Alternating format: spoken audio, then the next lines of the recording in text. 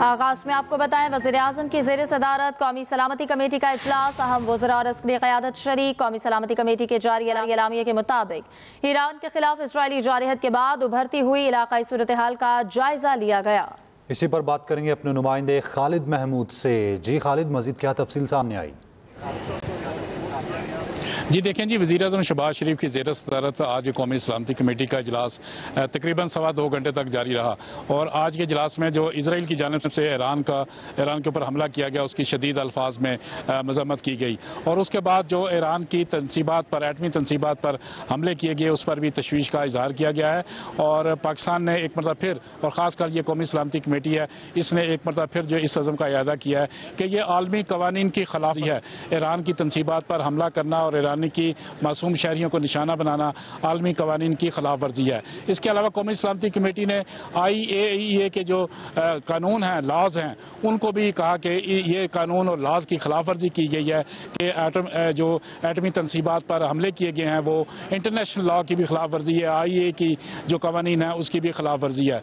इसके अलावा आज कौमी सलामती कमेटी ने कहा है कि फ्रीकैन को मिल बैठकर ये मामला मुज़ाकरात की मेज़ पर हल करना चाहिए था।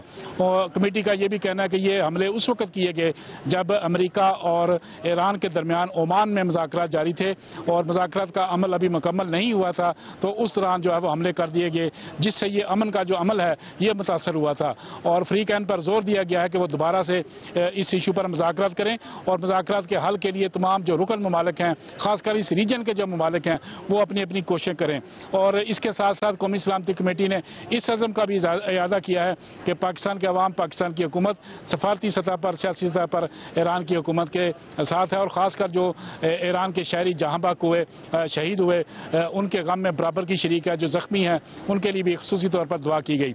इसके अलावा मुल्क के अंदर जो सलामती की सूरत हाल है, सिक्योरिटी की सूरत हाल है, उसके ऊपर वज़ारत दाखिला की जानिब से और जो वज़ीर दफ़ा है उनकी जानिब से एक ख़ुसूसी ब्रीफिंग दी गई जिसमें मुल्क की सलामती के हवाले से जो इक़दाम किए गए हैं उसका तफसीली जायज़ा लिया गया।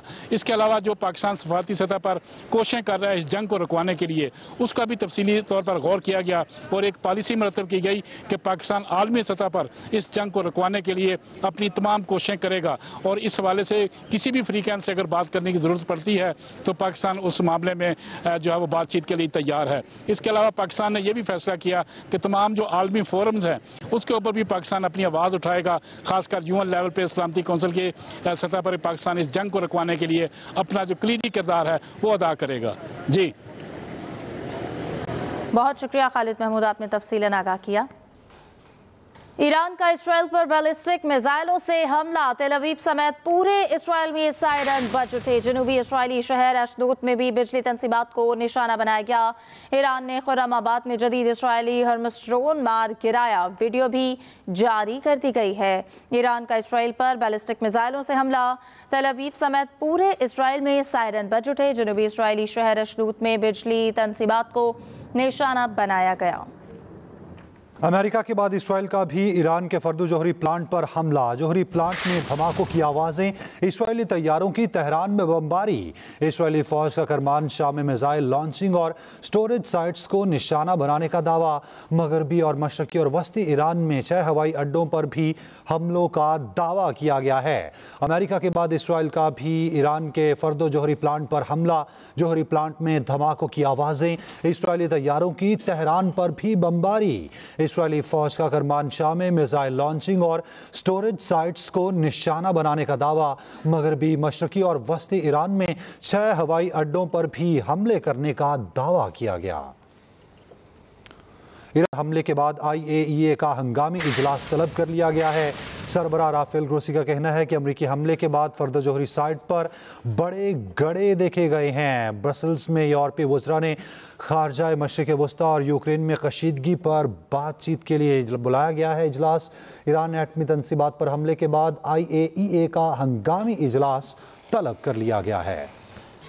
तेल के 3 बहरी जहाज और केमिकल टैंकर्स ने आबनाए हरमस से अपना रास्ता मोड़ लिया है। डाटा मैरीन ट्रैफिक प्लेटफॉर्म के मुताबिक ईरानी हमले के खदशे के पेश नज़र बहरी जहाज़ों ने रास्ता मोड़ा है। आपको बता रहे हैं, तेल के 3 बहरी जहाज और केमिकल टैंकर्स ने आबनाए हरमस से अपना रास्ता मोड़ लिया है। अमरीकी हमले के बाद ईरान के जवाबी इक़दाम शुरू। ईरानी पार्लियामेंट ने आबनाए हुर्मज़ बंद करने की मंजूरी दे दी है। आबनाए हुर्मज़ बंद होने से दुनिया पर क्या असरात हो सकते हैं, आइए जानते हैं। दिफाई माहिरीन कहते हैं कि आबनाए हुर्मज़ सिर्फ एक बहरी रास्ता नहीं बल्कि आलमी तवानाई के लिए एक लाइफ लाइन भी है। ये वो समुद्री रास्ता है जो मशरिक़ वस्ता में तेल की दौलत से माला माल ममालिक को एशिया, यूरोप और शुमाली अमरीका समेत दीगर दुनिया तक ईंधन पहुँचाने के लिए निहायत अहम है। खलीज फारस और खलीज उमान के दरमियान वाक़े आबनाए हुर्मज़ ईरान और ओमान की सरहद के दरमियान मौजूद है, जो एक मकाम पर सिर्फ 33 किलोमीटर चौड़ी है। खलीज में दाखिल होने वाले बहरी जहाज 2 मील चौड़ी पट्टी से गुजरते हैं और बाहर निकलने वाले भी इसी चौड़ाई की दूसरी पट्टी से निकलते हैं।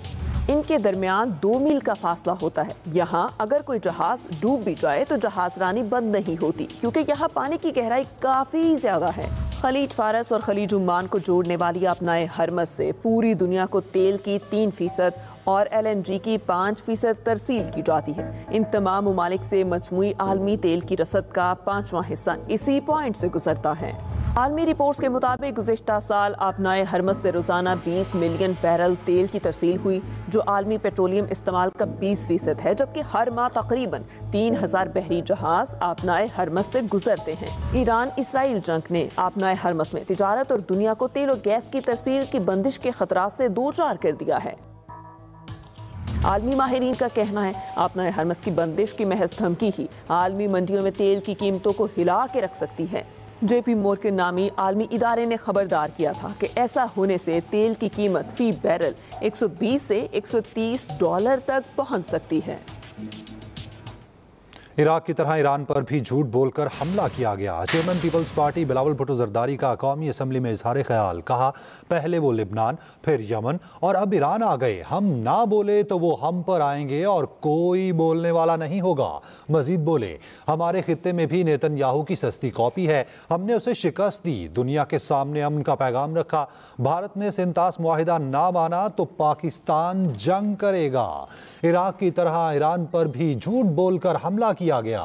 चेयरमैन पीपल्स पार्टी बिलावल भुट्टो जरदारी का कौमी असम्बली में इजहार ख्याल, कहा पहले वो लिबनान फिर यमन और अब ईरान आ गए, हम ना बोले तो वो हम पर आएंगे और कोई बोलने वाला नहीं होगा। अमरीकी सदर का ईरान में निज़ाम हुकूमत तब्दील करने का इंदिया। डोनाल्ड ट्रंप ने सोशल मीडिया पर बयान में कहा अगर मौजूदा हुकूमत ईरान को अजीम नहीं बना पा रही तो रजीम चेंज क्यों नहीं होगी। रजीम चेंज की इस्तेलाह इस्तेमाल करना सियासी तौर पर दुरुस्त नहीं है। अमरीकी फ़ौज ने हैरत अंगेज़ काम किया, हमने शानदार कामयाबी हासिल की।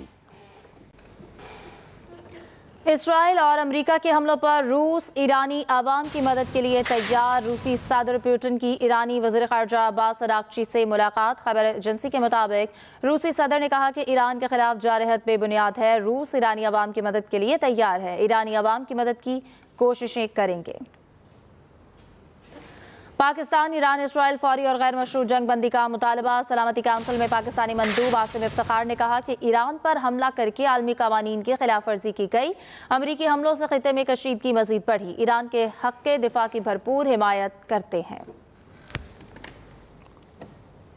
मशरिक़ वस्ता में जंग के असरात, खाम तेल की कीमतों में 3% इजाफा हो गया। आलमी मंडी में ब्रेंट खाम तेल $80, आलमी गैस $3.90 फी MMBTU में फरोख्त। WTI खाम तेल $76 फी बैरल की सतह उबूर कर गया है। मशरिक़ वस्ता में जंग के असरात, खाम तेल की कीमतों में 3% इजाफा हो गया। अमरीकी फौज ने ईरानी जौहरी तंजीमात पर हमले की तफसीलात जारी कर दी, जिनके मुताबिक 20 मिनट जारी रहने वाले हमलों में ईरान को मालूम ही नहीं हुआ उसकी 3 बड़ी तंजीमात पर क्या हमला हो रहा है। Operation midnight hammer. अमरीकी फौज ने ईरानी जौहरी तंजीमात पर हमले की तफसीलात जारी कर दी, जिसके मुताबिक ईरान पर अमरीकी हमले में 7 B-2 तैयारों समेत 125 से ज्यादा फौजी तैयारों ने हिस्सा लिया। ये अमरीकी तारीख में B-2 बमबार तैयारों का सबसे बड़ा हमला था।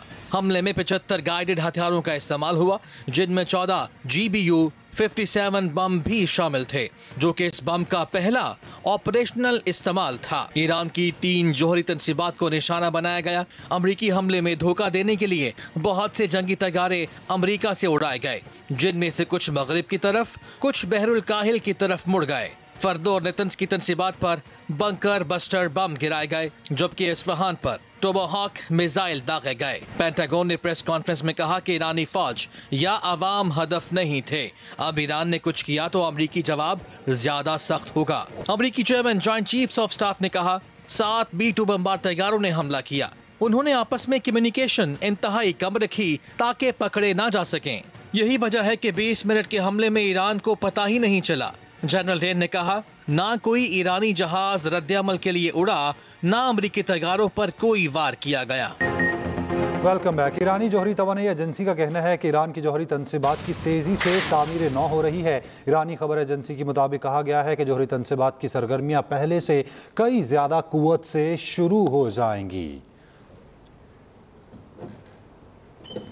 आगे बढ़ते हुए आपको बताएं कि एयर फ्रांस ने इसराइल जाने वाली तमाम परवाज़ों को 14 जुलाई तक मुअत्तल कर दिया। फ्रांसीसी मीडिया के मुताबिक एयर फ्रांस ने दुबई और रियाद के लिए परवाज़ें 24 जून तक मनसूख कर दी हैं। बानी PTI की 9 मुकदमात में जमानतों के केसेस पर फैसला कल होगा। लाहौर हाई कोर्ट के जस्टिस शहबाज रिजवी की सरबराही में 2 रुकनी बेंच ने फैसला महफूज किया है। मोहम्मद हारून से इस हवाले से बात करेंगे। जी मोहम्मद हारून, अपडेट कीजिएगा। जी बिल्कुल, लाहौर हाई कोर्ट के 2 रुकनी बेंच ने बानी PTI के 8 मुकदमात में 9 मई के जो दरख्वास्त जमानतें उन पर फैसला आज महफूज कर लिया था। अब ये महफूज फैसला कल सुनाया जाएगा। इससे कबल आज सुबह जो है मियां महमूद रशीद ने अपनी दरख्वास्त जमानत वापस ले ली थी, जिसका मकसद ये था कि बानी PTI की दरख्वास्त जमानतों पर फैसले में ताखीर ना हो, जबकि पुलिस की जाने से पॉलीग्राफिक टेस्ट से मुतल्लिक रिपोर्ट भी अदालत में पेश की गई थी। अदालत ने प्रोसिक्यूशन ने और बानी PTI के वकील सलमान सफदर ने अपने दलाल पहले ही मुकम्मल कर लिए थे, जिस पर अदालत ने फैसला महफूज कर लिया और शाम 5 बजे तक ये फैसला महफूज रहा, जिसके बाद अदालती अमले की जानिब से तहरीक इंसाफ के कारकुनों और मीडिया को आगाह किया गया कि अब फैसला कल सुबह जो है सुनाया जाएगा, जिसके बाद तमाम कारकुनान जो है वहां से रवाना हो गया। अब ये फैसला जो है बानी PTI के 8 मुकदमात में जो 9 मई से मुतल्लिक है उनका फैसला कल दोपहर को सुनाया जाएगा। बहुत शुक्रिया मोहम्मद हारून। पंजाब काबीना की मंजूरी के बाद शहरी और दही इलाकों से कूड़ा टैक्स वसूल करने का फैसला किया गया है। पंजाब भर में सफाई का काम आउटसोर्स कर दिया गया है। मजीद जानेंगे अपने नुमाइंदे अफजाल तालिब से। जी अफजाल तालिब, बताइएगा।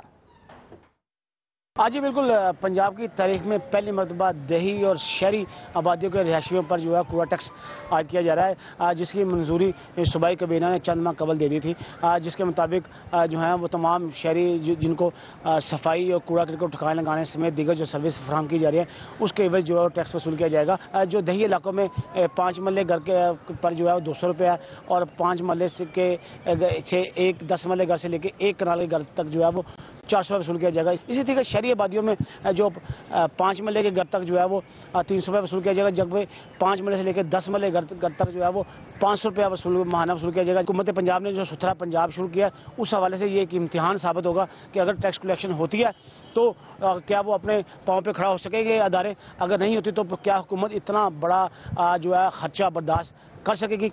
ये आने वाले दिनों में सूरत वाज़ेह हो जाएगी। जी, मानसून बारिशें 25 जून से शुरू होने की पेशगोई कर दी गई है। महकमा मौसमियात का कहना है 1 जुलाई तक मुल्क भर में मानसून की बारिशें मुतवक्के हैं। बारिशों से शहरी इलाकों में सैलाब के खतरे की वार्निंग भी जारी कर दी गई। गिलगित बल्तिस्तान असेंबली का इजलास जारी है। माली साल 2025-26 का बजट आज पेश किया जा रहा है। इसी हवाले से बात करेंगे, शाह कमर हमारे साथ मौजूद हैं। जी शाह कमर, अपडेट कीजिएगा, इजलास का अहवाल क्या है? जी, आज गिलगित-बल्तिस्तान कानून साज असेंबली में माली साल 2025-26 का बजट पेश किया जा रहा है। 2.5 घंटे ताखीर से इजलास अभी शुरू हुआ है। अपोजिशन के जो अराकीन थे उन्होंने इजलास लेट शुरू होने की वजह से बाइकाट करके, अपोजिशन का कहना है कि उनकी तरफ से इसराइल के खिलाफ करारदाद पेश की थी जो कि एजेंडा में शामिल नहीं किया गया है, इसलिए उन्होंने ऐवान से वॉक आउट करके। जी ठीक है, बहुत शुक्रिया शाह कमर। भारत के लिए फ़ज़ाई हदूद की बंदिश में तौसी कर दी गई है। नोटम जारी। पाकिस्तानी रिपोर्ट अथॉरिटी के मुताबिक भारत के तैयारों पर पाकिस्तानी फ़ज़ाई हदूद की बंदिश 1 माह के लिए बढ़ा दी गई है। पाकिस्तानी फ़ज़ाई हदूद 23 जुलाई 2025 तक भारतीय तैयारों के लिए बंद रहेगी। भारतीय एयरलाइंस के मुसाफिर और फौजी तैयारों पर पाकिस्तान की फ़ज़ाई हदूद इस्तेमाल करने पर पाबंदी बरकरार। भारतीय रजिस्टर्ड या लीज पर लिए गए तैयारे भी पाकिस्तान की फ़ज़ाई हदूद इस्तेमाल नहीं कर सकेंगे। नोटम जारी कर दिया गया है। भारत के लिए फ़ज़ाई हदूद की बंदिश में तौसी कर दी गई है। ईरान का शाम के मगरबी सूबे हासाका में अमरीकी फौजी अड्डे पर हमला। ईरानी न्यूज एजेंसी के मुताबिक ईरान ने अमरीकी हमलों के जवाब में शाम में फौजी अड्डे पर हमला किया। अहम खबर आपको दें, ईरान का शाम के मगरबी सूबे में अमरीकी फौजी अड्डे पर हमला। ईरानी न्यूज एजेंसी के मुताबिक ईरान ने अमरीकी हमलों के जवाब में शाम में फौजी अड्डे पर हमला किया है। ईरान का शाम के मगरबी सूबे में अमरीकी फौजी अड्डे पर हमला। ईरानी न्यूज एजेंसी के मुताबिक ईरान ने अमरीकी हमलों के जवाब में शाम में फौजी अड्डे पर हमला किया है।